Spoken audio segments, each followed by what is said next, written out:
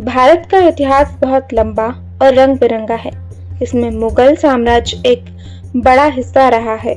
कुछ लोग कहते हैं कि मुगल सिर्फ तानाशाह थे जिन्होंने तलवार और ताकत से राज किया। वहीं कुछ लोग मानते हैं कि मुगल एक सोच थे जिन्होंने कला, संस्कृति और प्रशासन में बड़ा योगदान दिया है। तो सच्चाई क्या है, आइए जानते हैं।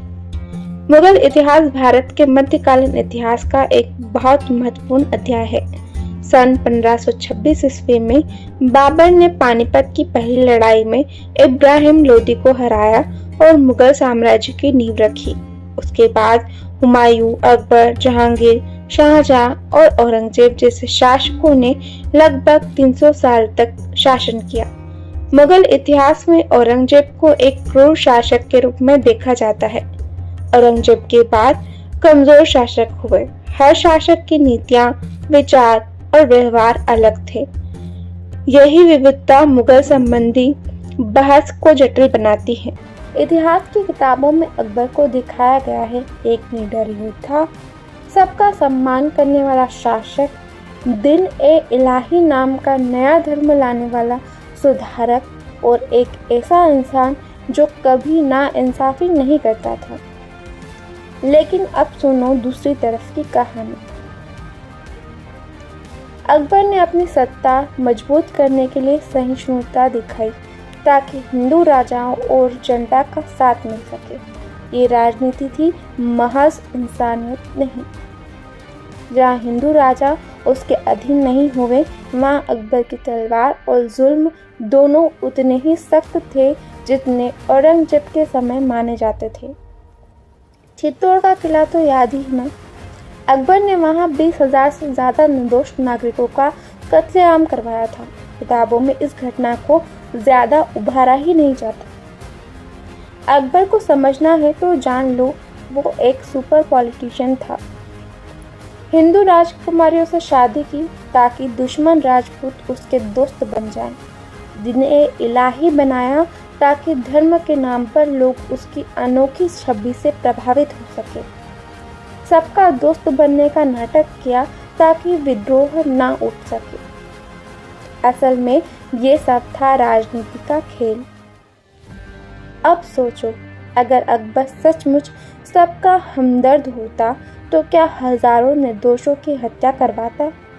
अगर सच में धर्मनिरपेक्ष होता तो क्यों अपने खिलाफ बोलने वालों को सख्ती से दबाता?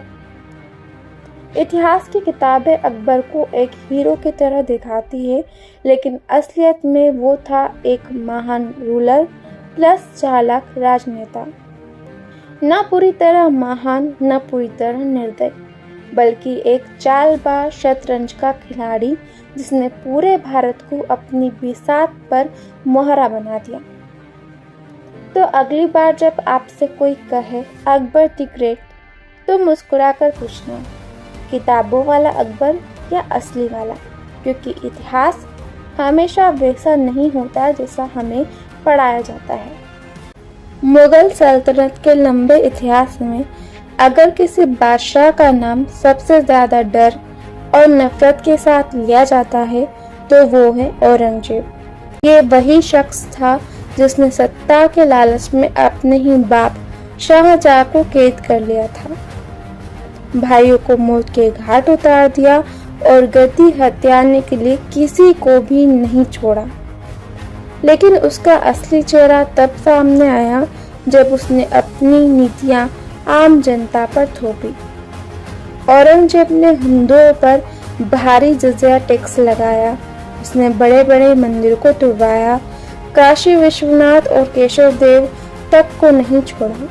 पूजा पाठ पर पाबंदी और कला संगीत को हराम कहकर दरबार से निकाल देना, ये सब उसकी सोच का हिस्सा था। यानी उसके लिए हुकूमत का मतलब था खौफ, खून और जुल्म।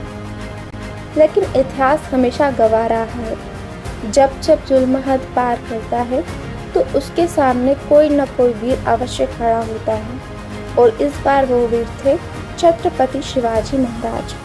छत्रपति शिवाजी महाराज ने सिर्फ तलवार से ही नहीं बल्कि अपनी रणनीति और बुद्धिमानी से औरंगजेब को हर कदम पर चुनौती दी। जहां मुगल फौजें लाखों में थीं, वहीं शिवाजी की सेना छोटी थी, लेकिन उनके गुरिल्ला युद्ध कौशल ने औरंगजेब की विशाल सेना को कई बार मात दी। एक तरफ औरंगजेब ताजमहल बनाने वाले शाहजहां का बेटा होकर भी दरबार को संगीत से महरूम कर देता है, मंदिरों को तुड़वाता है और जुल्म ढाता है। वहीं दूसरी तरफ शिवाजी महाराज अपनी प्रजा को सुरक्षा, सम्मान और आत्मविश्वास देते हैं।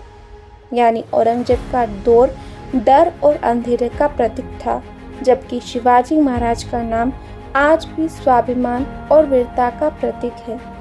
आखिरकार औरंगजेब अपनी ही नफरत और जुल्म में डूबकर तन्हा और गुमनाम मर गया, लेकिन शिवाजी महाराज आज भी हमारे हृदय में जिंदा है। हर भारतीय के दिल में उनके लिए सम्मान, विश्वास और अटूट प्रेम है। मुगल एक तानाशाह। युद्ध और सत्ता की भूख। मुगल अक्सर युद्ध करके अपना राज्य विस्तार करते थे। कई बार सत्ता के लालच में भाई भाई से और बाप बेटे से लड़ लेता था। भारी कर। जनता पर कर का बोझ बढ़ा दिया जाता था, जिससे किसानों को परेशानी होती थी। धार्मिक कटुता। औरंगजेब जैसे शासकों ने मंदिर तोड़वाए और जजिया कर लगाया, इससे कई लोगों में नाराजगी फैली। यही कारण है कि मुगलों को तानाशाह भी कहा जाता है। मुगल एक सोच और सभ्यता। कला और इमारतें। ताजमहल, लाल किला, फतेहपुर सिकरी जैसी इमारतें आज भी दुनिया भर में मशहूर है। संगीत और साहित्य। अकबर के दरबार में तानसेन जैसे बड़े संगीतकार थे। उसने शायरी और चित्रकला को भी बढ़ावा दिया था। प्रशासनिक सुधार। अकबर ने मनसबदारी प्रणाली बनाई, जिससे सेना और प्रशासन को मजबूती मिली।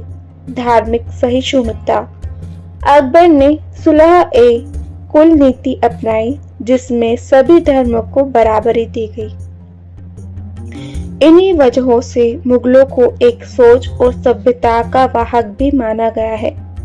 मुगल एक ही सिक्के के दो पहलू थे, या यूं कहे कि दोधारी तलवार। एक तरफ सोच और सभ्यता जन्म ले रही थी और दूसरी तरफ तानाशाही लोगों में आक्रोश और इतिहास में एक काला अध्याय लिख रही थी। मुगल विरासत के सकारात्मक पहलू। मुगलों ने भारत को बहुत सी ऐसी चीजें दी है जो आज भी हमें गर्व दिलाती है। ताजमहल, लाल किला और फतेहपुर सिकरी जैसी शानदार इमारतें उनकी सबसे बड़ी पहचान है। उन्होंने चारबाग शैली के बाग बनवाए, जो आज भी कश्मीर और आगरा के लोगों को आकर्षित करते हैं। उनकी चित्रकला और मिनिएचर पेंटिंग्स दुनिया भर में मशहूर हुई है। और अकबर के दरबार में तानसेन जैसे बड़े गायक हुए, जिन्होंने संगीत को नई ऊंचाइयां दी। उर्दू और फारसी भाषा को बढ़ावा मिला, जिससे गजल और कविता की परंपरा मजबूत हुई।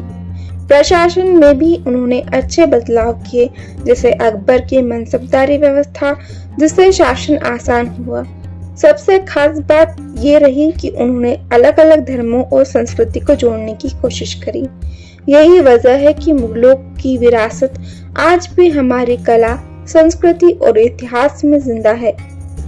मुगल विरासत के नकारात्मक पहलू। मुगलों की विरासत के कुछ बुरे पहलू भी थे। औरंगजेब जैसे शासकों ने धार्मिक सहिष्णुता नहीं दिखाई, मंदिर तोड़े और जजिया कर लगाया, जिससे लोगों में नाराजगी फैली।